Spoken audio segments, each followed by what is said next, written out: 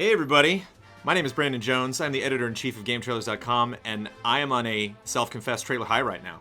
I feel like I have injected myself with trailer heroin, and it is flooding through my veins. I'm enjoying every minute of it. If you guys, for some reason, missed both the Game Awards and the PlayStation Experience this weekend, well then join me in watching some of the best trailers, potentially of the year. I'm joined by Mr. Kyle Bossman. Hi everybody. Mr. Daniel Bloodworth. Hey. Let's all go to the trailers, gentlemen. What did you guys think overall of the trailer announcements this week? Lots of new gameplay, lots of stuff that we've for games that have already been announced, but definitely some debuts. Yeah, a lot less CG. After E3, we had a lot of CG trailers to talk about. Oh, we got some CG to talk about, though. Yeah. So yeah, let's not waste another moment. Get right into it.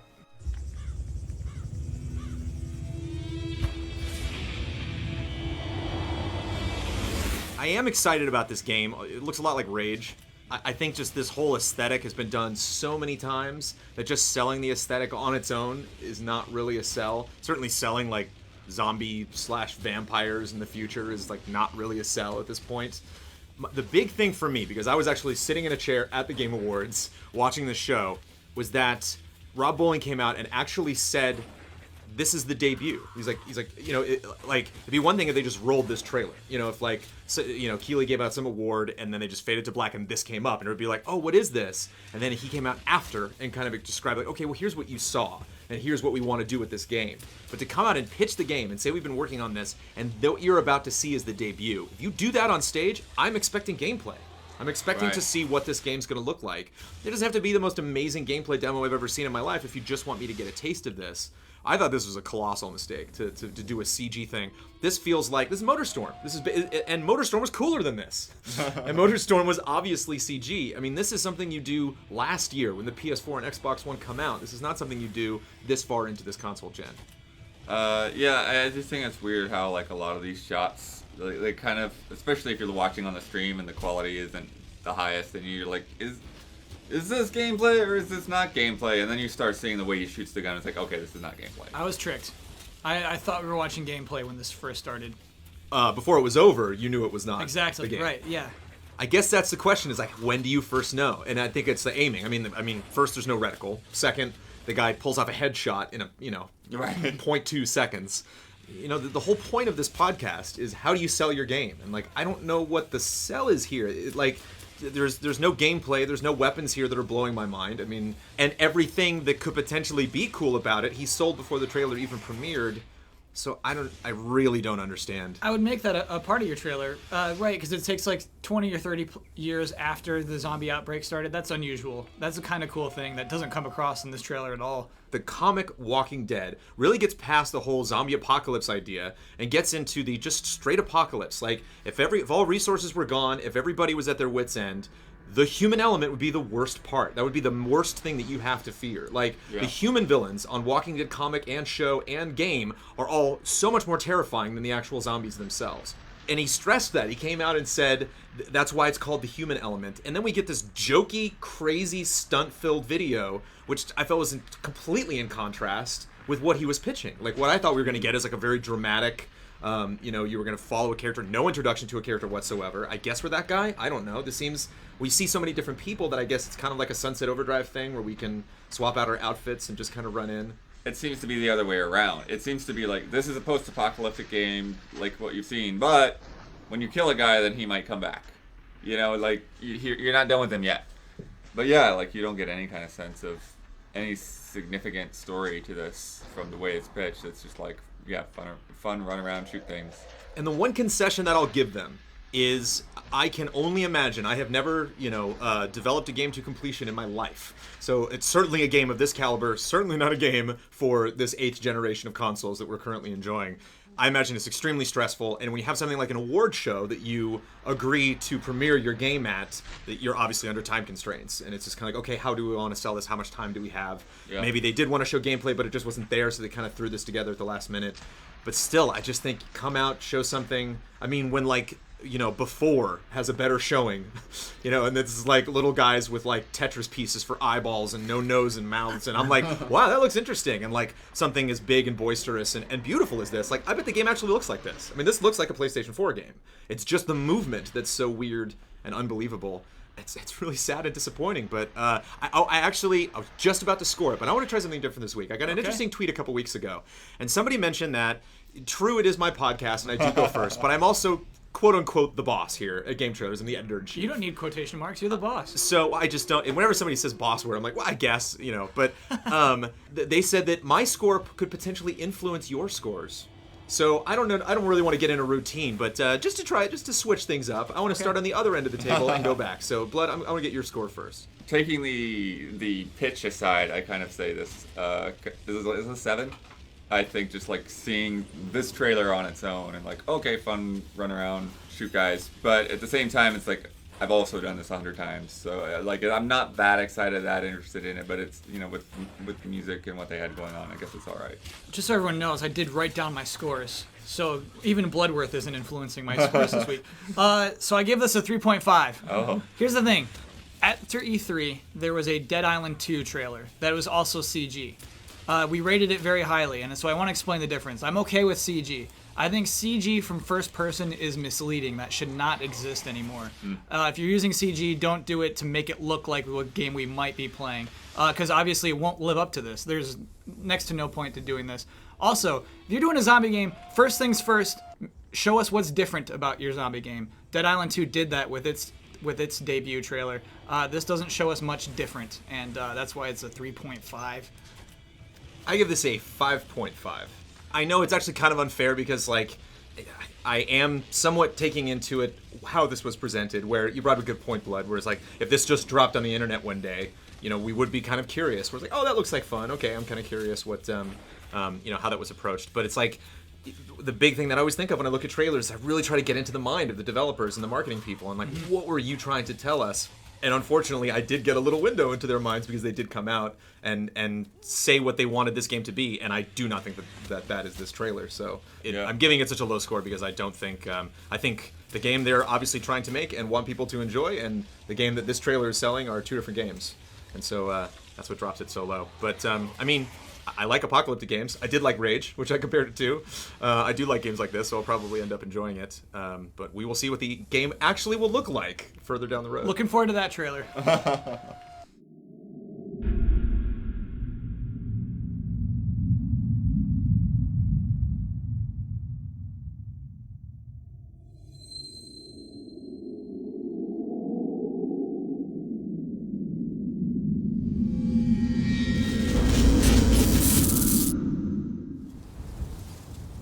I think trailer-wise, this was the announcement. Not the announcement, we knew this was coming, but this was the big trailer of the weekend. Not necessarily my trailer of the week, but this was the one people were really looking for. You did your final bets last week, Kyle, and you guys wrapped up bets around this. Yeah.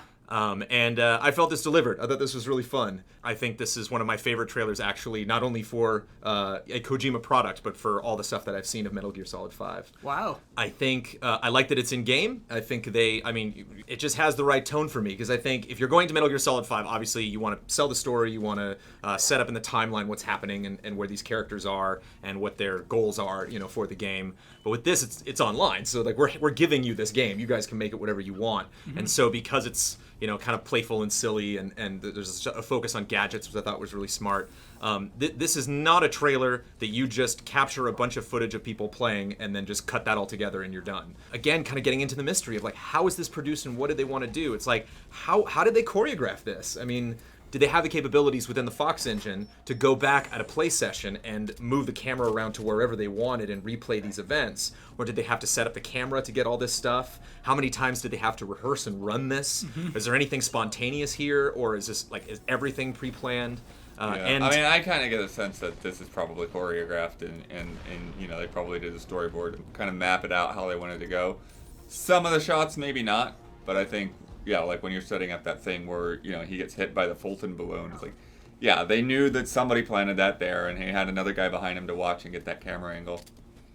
But this is still possible. If some fan out there or a group of fans is nuts enough, they can recreate this entire event, and it feels like gameplay. I mean, for better or worse. Like, one of the things I've never been a huge fan of Metal Gear is it's a little I want to say janky, but that is not the correct word because this is extremely polished gameplay. But just the animation's very clicky. Like everything is very... Clicky's a fair word. Yeah, everything just really snaps together, and I think that's part of what people really enjoy about Metal Gear is that tightness. That like that responsiveness. But I just think there's a lot of Metal Gear that is cheeky. There's a lot of winks to the audience, and there's a lot of little silly Easter eggs and stuff in there. This got just an enormous reaction from the crowd when I was there. I don't know if you could hear it on the stream. But I thought this was a very successful debut. Love the blood there, so you actually get in the corner the effect of the damage that the soldier is taking. I thought love this was the fantastic. box guy. The guy running away in the box. Like, nope, not gonna happen. Yeah, this is a trailer that kind of like grew on me as it went. I didn't like the swapping out like when he was sitting there at the beginning. That's just like a little bit too far of like bringing me into this is just a game territory. And then the funny thing is this shot at the end is kind of similar in that like it's making it like dramatic, like these two characters facing off, but like I know that these are just two players playing with whatever skins they want. But I think that's it. It's saying that like we haven't seen Ocelot up until this point, so the only other character skins we've seen are generic soldiers and Snake. So it's like, oh, okay, maybe like Snake's in there by default, so like everybody can be Snake if they want to, and they kind of tease at the end that it's like, well, no, Ocelot's in there, and maybe there are other characters, maybe there are other characters, other versions of Snake. Right. Maybe from different eras that you can unlock. So yeah, I definitely get the vibe that we're not to believe that that's Ocelot, but it's like if you're just a massive fan of Metal Gear, like how fun would that be? If you were Ocelot and they were Snake and you had a match and it turned out that you were the only two guys left. Like if I had died and was spectating, like I'd lose my mind. I'd be like, oh, this is gonna be super epic. Tone comes up a lot, and I might just completely contradict myself week by week in what I like and what I don't like. But the goofiness in this trailer was right up my alley. I really dug it. Yeah, they show the puppy early. Yeah. Show the puppy early is a good lesson. But I just don't get confused when I see the puppy. Like that's the problem that I have with Tone is that they'll suggest something. I'm like, okay, what are you doing there? And like, oh, I get what you're doing there. That's silly, but it's a gameplay mechanic. That guy, sees the puppy and becomes like really entranced by it. It's basically the same thing as a smoke grenade, but again, it's online. Like this is not playing into any story aspect of Metal Gear. It's like we're not rushing this base because like we have to kidnap some person that's a poor person that's like tied up or something. That's a story-based thing. It's like, no, you're just taking the base because it's multiplayer. It's fun. It's Metal Gear. Well, I mean, and that's the thing too. Like I always love, that moment when you have like everybody just kind of load out and you're all running side by side, and then it's like, okay, we're gonna split up. We're gonna divide and conquer, and those always make for awesome shots. Once again, you get to score it first, Mr. Bloodworth. I'm going on this one. I'm going with an 8.4. Definitely enjoy it. Some bits of it that didn't totally click with me, but I think it's pretty good. So I'm going 8.8 on this one. Oh my gosh, it's so. But I feel like that's underscoring it. Watching it again, it's paced so well. Again, how it was like you have to escalate. They didn't start with a robot. You know what I mean? They start with everybody getting ready for the match. We see them approach. We see them set up and lay their traps. And then we see the action go down, and then we get a robot, Metal Gear, a tiny little Metal Gear, essentially. That's all really good, and I love, if you're asking, like, hey, what makes this game different? Of course, it's a lot of stealth-based and stuff, but, like, what's new? This sounds so stupid. I think the selfie is an innovation. I think that is like a genius idea for humiliating your opponents. Do you think that's gameplay? Do you think that was a little Easter egg they threw at the end, or do you think that's actually a feature, selling something you can do? I think I will be able to grab you and take a selfie in game with your character model, and that sucks to be that guy who got in the selfie. That's a genius thing to say for the end of your trailer. It's a genius thing to put in your game. Great way to sell it. I'm bumping it up. I'm sorry, Brandon. This is a 9.2. Okay. I'm bumping it up. It was fun. I was gonna bump it up on your score. I'll give this a 9.1. And I just echoing all the things that you say. I'm not gonna waste the viewers' time, the listeners' time, and mention all the same things you did before. I think they all apply. I will just add one more thing. This, for the Game Awards, was fantastic. I mean, this was such, for everybody that brought stuff there, like there's some gameplay demos went a little bit long, some trailers where we talk about a human element that were like a little hit or miss. I thought this played so well. That selfie thing, I would defy anybody in the audience not to smile, especially like, I'm probably not gonna play this. I'm probably not gonna spend a lot of time in Metal Gear Online, even though this looks great. And I regret actually missing out on the first Metal Gear Online when that happened. Well, I think that's the thing too about this is like, I feel I feel like this is more of a game that I want to play, you know, and I know like there are a lot of people out there that really like Metal Gear Online, but it didn't click with me. It didn't feel like a game that like really made sense. Like this isn't like working for me as a multiplayer game. This to me, like, no, I'm watching this. This all makes sense. This looks like something that I would enjoy doing and like to do. It doesn't feel like it was tacked on in any way. So I really got to hand it to Kojima Productions, man. I mean, like when they did the graphics comparison, which was like probably the greatest graphics comparison I've ever seen in my life between PS4 and 360 and PS3 and Xbox One. I suggested those in a totally wacky order. And all the trailers for MGS5 have been really great, not only just in theme and dialogue, but actually like showing off the gameplay. And then they choreographed this awesome thing showing off the game. So kudos to the team. I'm looking forward to more MGS5 trailers.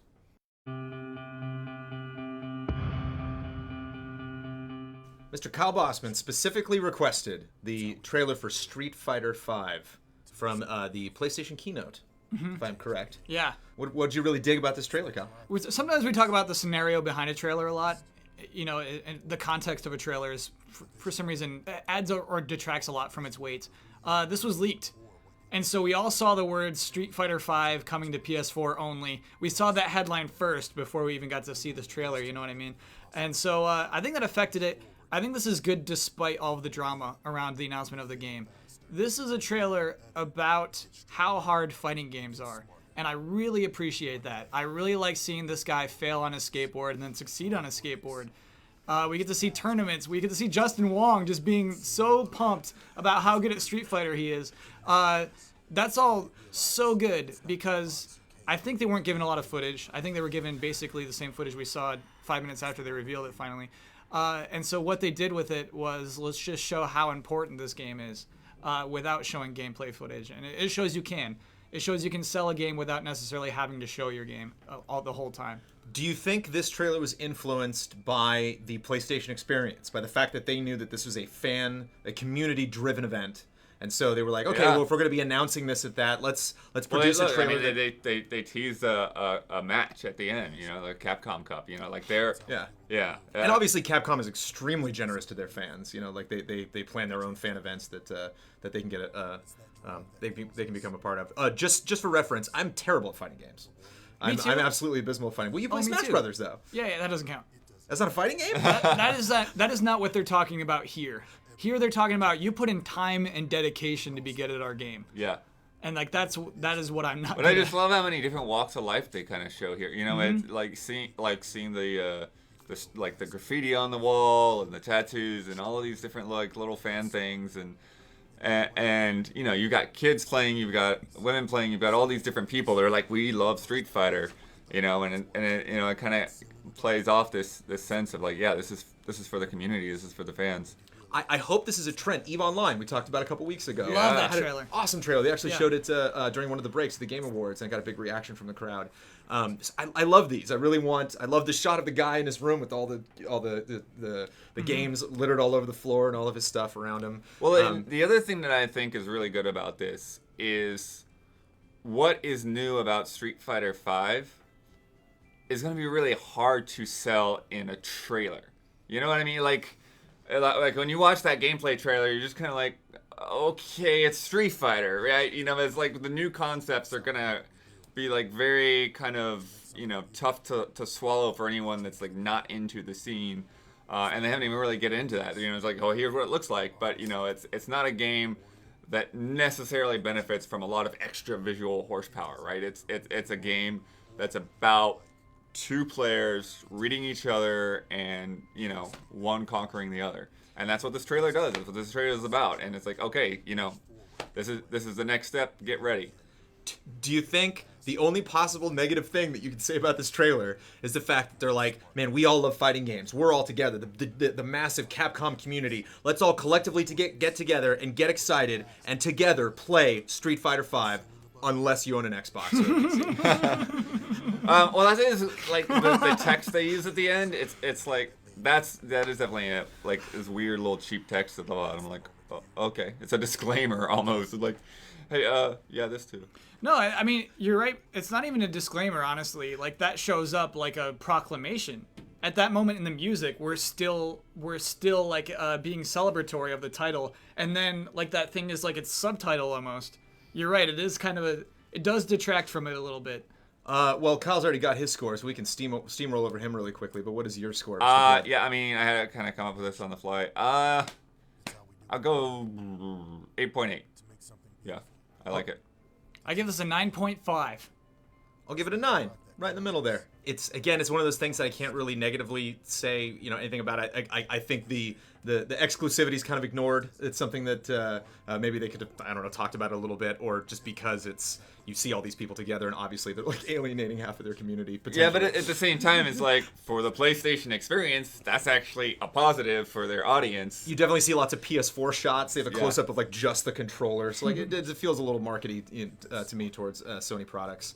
But again, I just want to stress, I want more trailers like this. I want more companies releasing more footage of their audience actually playing these games and using that to get more people excited about it. I think it's very genuine, and I think if you're a fan and you actually wind up in one of these trailers, what a win, what a goal to be like, I want to be as good at this game that they'll include me in their media. Okay, that is the first part of this week's Let's All Go to the Trailers. It's going up on Monday, so never fear. We are going to have a second episode this Sunday, a new episode. The second episode of this week's Let's All Go to the Trailers. Oh man, people are just scratching their heads right now. If you want more Let's All Go to the Trailers, we are going to Let's Watch a trailer, not a totally random trailer. We're going to Let's Watch the launch trailer of The Crew, which was actually pitched to me many times on Twitter, but none of us in this room actually got around to watching it. So we're going to watch that for the first time. We're going to talk about other amazing trailers from PSX and the Game Awards, and we are going to award our trailer of the week. Don't miss it. Thank you all for tuning in, and talk to you soon.